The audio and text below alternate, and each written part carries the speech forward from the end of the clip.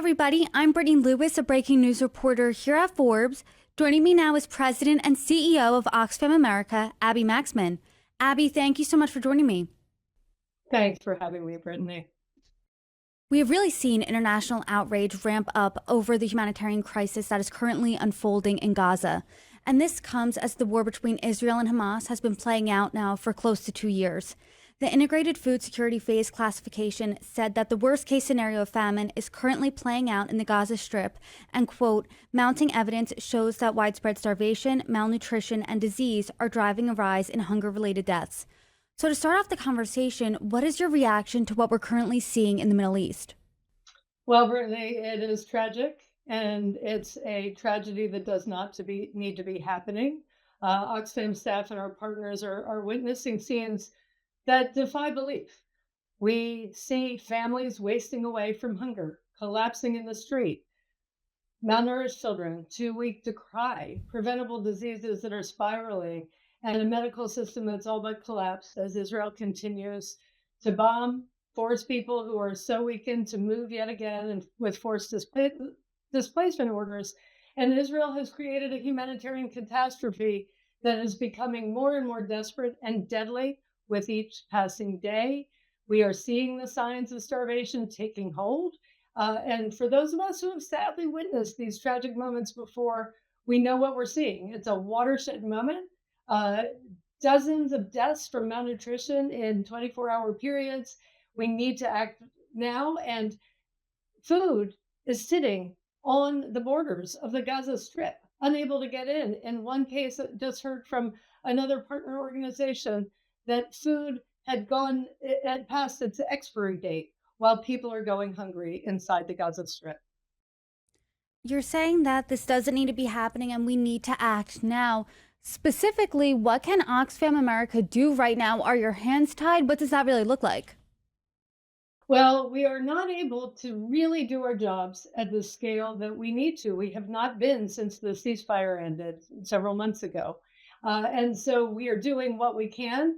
Our staff and colleagues and partners who also are suffering from a lack of access to food and clean water. One of my colleagues shared with somebody that she feels guilty when she is able to have one meal a day, a small piece of something to give her nourishment while those around her do not have access to what they need, but still going out and doing what we can to provide water tankering, access to clean water, some small things that we're able to do.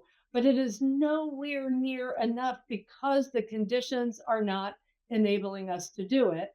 And as Israel starves Palestinians in Gaza, any aid can help, but delivering it through other means that are dangerous and ineffective when there are over 100 football fields worth of aid sitting outside of Gaza, ready to be delivered safely through land crossings right now.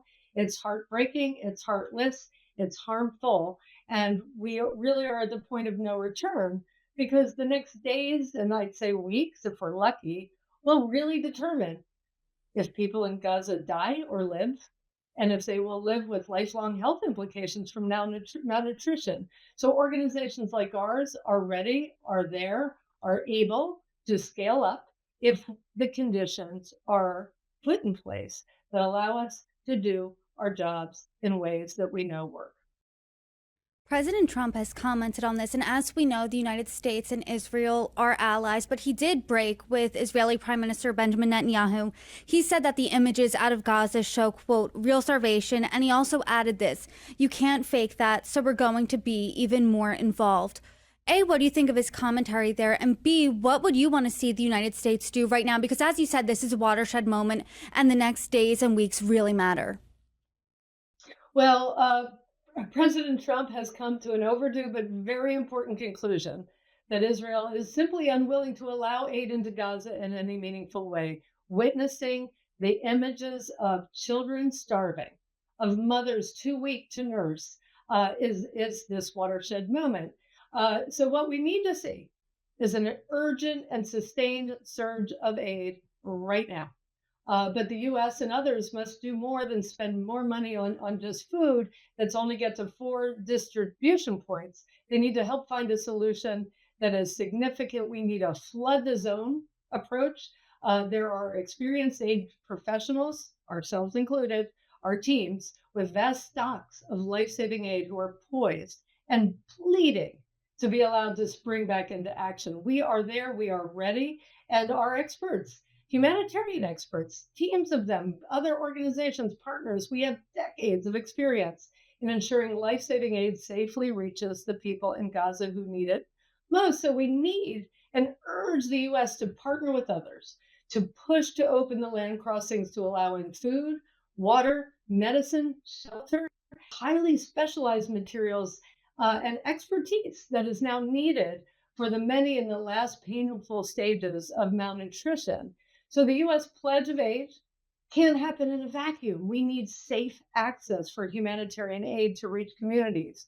We need an immediate and permanent ceasefire, and the US has an extraordinarily unique position to use its leverage to get that, and the release of the hostages and illegally detained prisoners to have the best hope to avert the people of Gaza falling into an even greater catastrophe.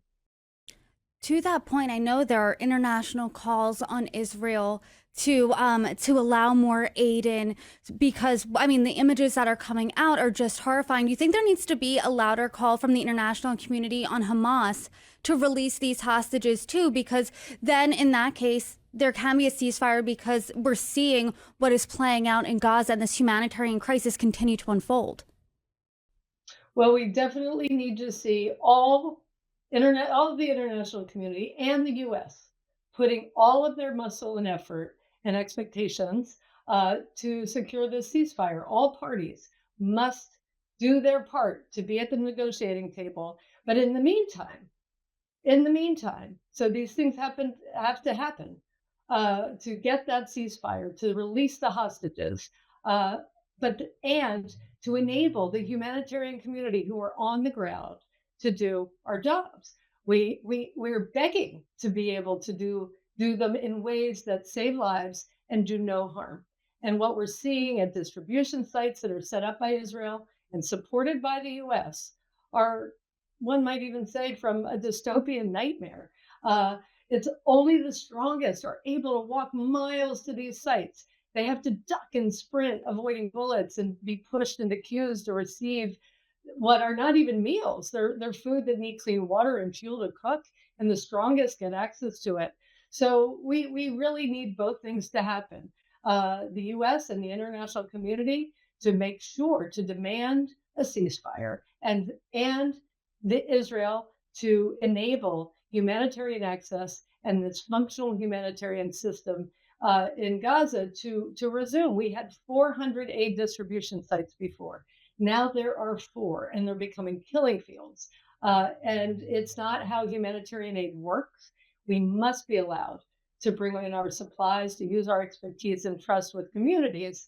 And of course, the U.S. needs to use its muscle in the international community to secure a ceasefire, to demand that all parties enable access, and we need an end to the siege and bombardment to make all that possible. Do you think there's anything missing really from this international conversation when it comes to humanitarian aid? Because by its very nature, humanitarian aid should not be political, it should not be partisan, it should not be any of that. Do you think something's missing here? You know, watching this can really make us all feel powerless, I'd say. But in the U.S., I would say we have more power than anybody realizes. Uh, I think what is missing at the moment with a special relationship between the U.S. and Israel, that we can use our influence with this administration, that, that we have the power to stop this starvation of children that people are seeing on TV. We can move President Trump to action, to take action of what he wants and cares about. And we can refuse to look away. And also, we know that there's two hands here. Congress can do much more. Recently, there was a vote on U.S. arms to Israel. It passed. It approved more weapons. But it's disappointing because that's fueling the atrocities. We need political solutions to fix and turn the tide in this terrible trajectory. And so, selling arms on the one hand, while concurrently working for a peace deal and also enabling humanitarian access, we must get aid in. We need the ceasefire. We know the US has power to influence that, and we need to encourage everybody to use our voice, make sure we're not looking away, tell friends and family what's happening, and influence the administration, because President Trump does respond to images. And this is a time where he can use his muscle to bring an end to this terrible tragedy. And just how strong is that US muscle, would you say? Because you said that we have a lot of power here. And let's say you could get in front of Congress, let's say you could even get in front of President Trump today. What would you tell them to do? What would be the ideal solution? Because as you said, watershed moment, what happens in the next few days is critical.